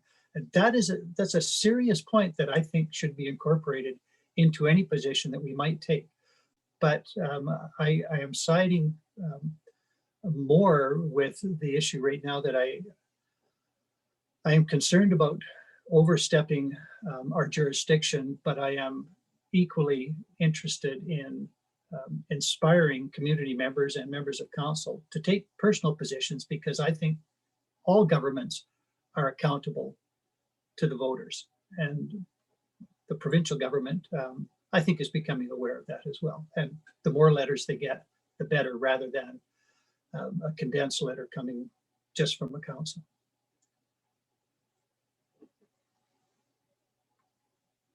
Is there anything else? Councillor McGrath, you are the mover of the motion and have the right to close debate. Thank you, Mayor Ireland, and thank you to the rest of council for considering this motion and considering and contemplating your own personal values and where you sit with this request of mine to bring this forward to the municipality of Jasper's council to write a letter to the provincial government. And I feel that there will not be support and that this motion will be defeated, but I've said before, and I will say again, all I can do is try. And all I can do is try to do my best. And thank you.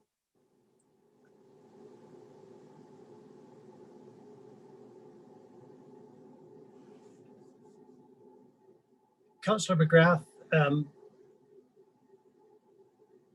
if I could impose upon you to reread the motion slowly. I need that level of context before I call the question for myself. Yes, and my motion is handwritten, so I have pictures taken for administration to see, but I have handwritten it, so I can't just copy it and paste it. And I did read it slowly, but I will read it slowly once more.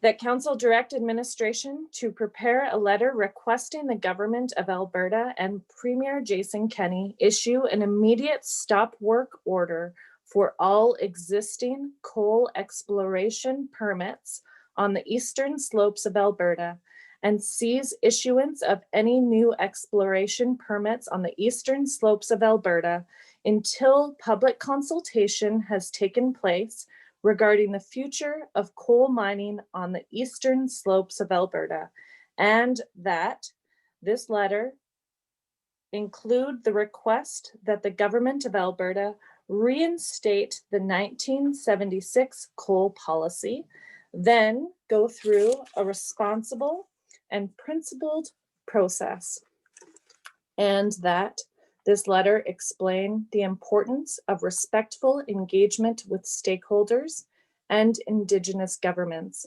as well as the importance for environmental protection, protection of our waterways, mountains, habitat, and for the continued ability to recreate and encourage tourism to our pristine mountain communities. Those first two paragraphs within the motion have been copied directly from High River's motions that were made yesterday in their council meeting on February 21st, and follow the request that High River has put out to the rest of the municipalities and cities within Alberta.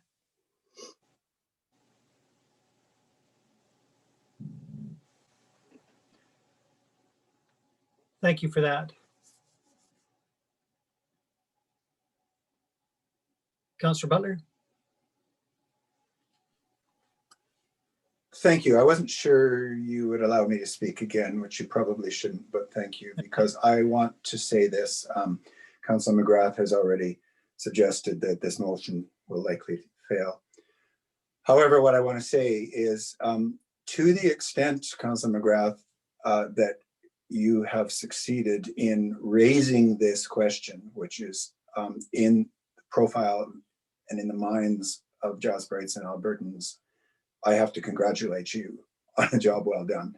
And to the extent which you have raised really interesting and current issues, as we've discussed here, about taking positions and the nature of governance and policy, I have found that really valuable, and it's a really important conversation. So I would just like to, while I don't agree with what you were hoping to specifically accomplish today, I congratulate you on eloquence and on doing a really good job of bringing this forward. And I think you have achieved in many ways a great deal of your actual purpose in contributing to the conversation. So sorry for speaking again, but I thought it was important to mention that.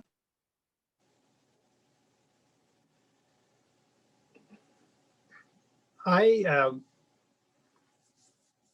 am in fact going to relinquish the chair to Deputy Mayor Wilson. And I am going to make a motion that council postponed the vote on this motion for 2 weeks. And in that 2-week period, I would like to work on, or have Councillor McGrath or others work on amendments. My concern is that I might be persuaded yet to write this letter, even though I have great concerns about the jurisdictional question. But as it stands now, a stop work order with respect to the eastern slopes seems to me to be quite far removed from the issue at hand, which, as I understand, is new exploration leases granted on Category 2 lands where they were formerly restricted. So I think that there is some importance of wording there. And if it is stop work order, how would that, on the eastern slopes, undefined, how does that impact our neighbors in Hinton, who have not asked us to take a position on this whatsoever? I think for me to be comfortable, and I cannot say that I would necessarily vote in favor of the motion, I would need greater clarity in terms. And stop work orders for all of the eastern slopes doesn't give me that level of comfort at all. So if that comfort can be increased with a deferment or a postponement for 2 weeks, that is my motion.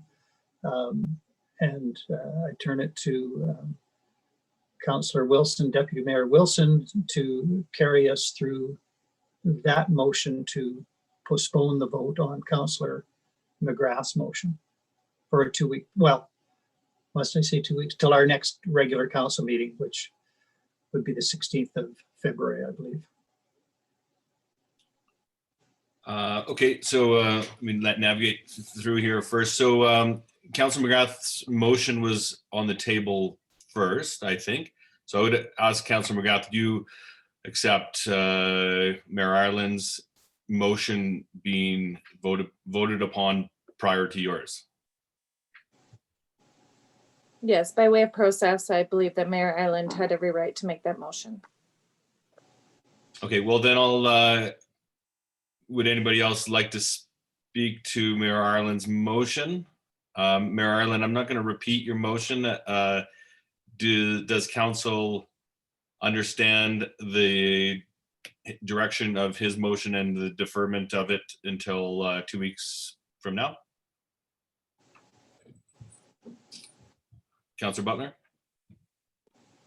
Thank you very much, Deputy Mayor. I will speak to the motion to defer. I will not support the motion to defer. I appreciate the spirit of the motion, but I'm concerned that really it's just postponing an essentially inevitable outcome. And for me, at least, and I only speak for myself, obviously, the question of jurisdiction and boundaries outweighs the question of whether we get the wording right.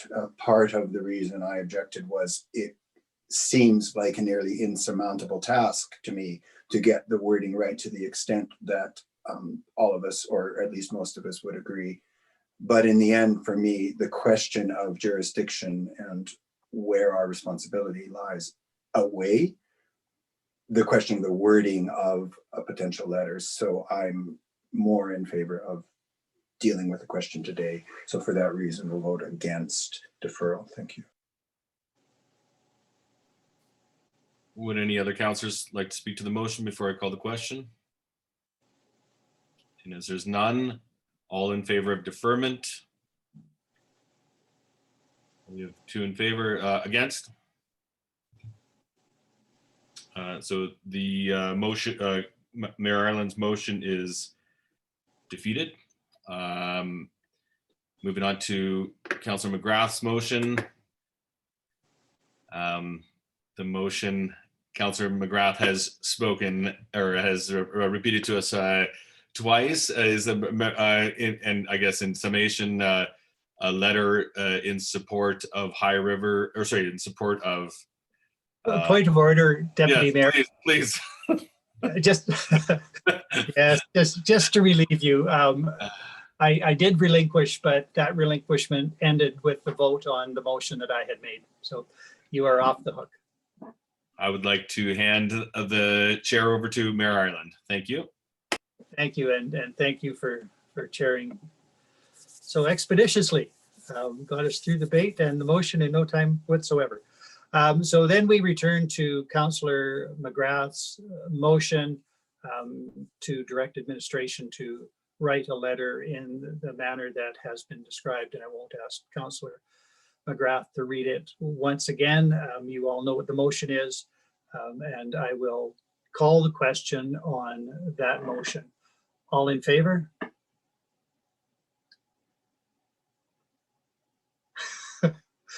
I saw a hand go up and quickly come down. I think we had 3 in favor.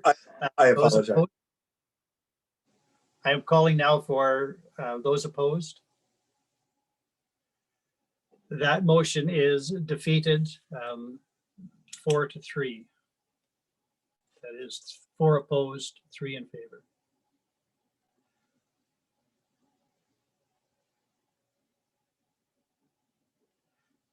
And again, thank you, Councillor McGrath. Go ahead. Thank you, Mayor Ireland. I would just like to express my gratitude and appreciation to Council. As Councillor Butler stated, we do have important municipal business to take care of every day, and I thank you for the time and efforts that you've dedicated to my request. Thank you, Councillor McGrath, and again, thanks for bringing forward that important matter from a community perspective. That takes us to agenda item 9, correspondence for information, consideration, or action. There is nothing appended, and I'm assuming that nothing that needs to be discussed at all by council. Is there any other new business for council?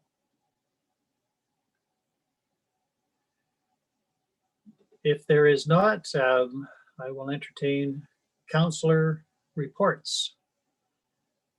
Do any councillors have reports to make? Councillor Wilson. Last Wednesday, I attended through Zoom a West Yellowhead Regional Waste Management Authority meeting. And unfortunately, it seemed as unproductive as usual. And there are some challenges on that board with direction of where we should be going.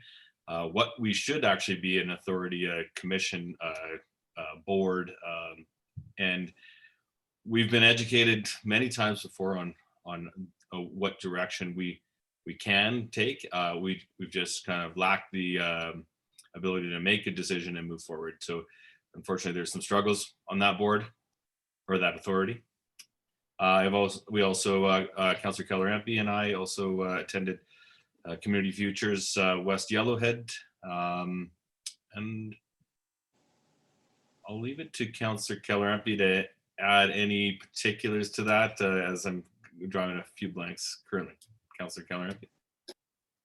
At our board meeting, I just want to announce that the regional rural regional relief fund and the 40,000 that was given out, anybody that received that 40,000 through Community Futures is eligible to reapply for the $20,000 extension of that loan that is now open to our region and to our Jasper members that wish to apply for that. Also, again, there's a lot of business coaching available through Community Futures that is open to our Jasper members and the region.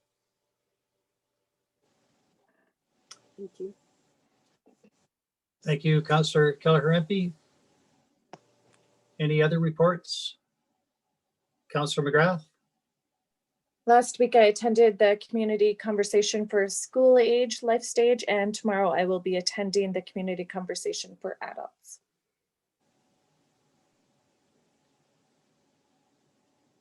Thank you. If there are no further reports, I will just report very briefly that Mr. Given and I met yesterday briefly with Dave Rodney.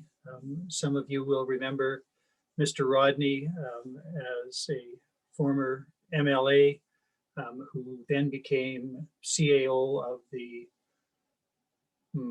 Canmore-Kananaskis region, or Kananaskis at least, their marketing agency, and is now, and since I think July of last year, has been appointed as the senior representative for Invest Alberta for tourism investment and parks liaison. So a crown corporation established by the province seeking to increase tourism investment primarily in Alberta and with some focus on the parks. That means, I think, primarily provincial parks, but he was interested in having a meeting and is having various meetings yesterday and today with individuals in Jasper. So Mr. Given and I met with him, and a contact to have moving forward, though nothing specific really coming out of yesterday's discussion. If there are no other reports for council, no upcoming events to make note of, which leads us to a motion to adjourn. at 11:50. Councillor Wilson, thank you. I'll call the question. All in favor? There are none opposed. Mr. Given got a vote in there that he's not entitled to, but he's there anyway. Sorry, Your Worship, bad reflex. Yeah, quite all right. We are adjourned. Thank you all very much. See you all next week. Thanks, everyone. Have a good day. Thanks, everyone. Have a great day.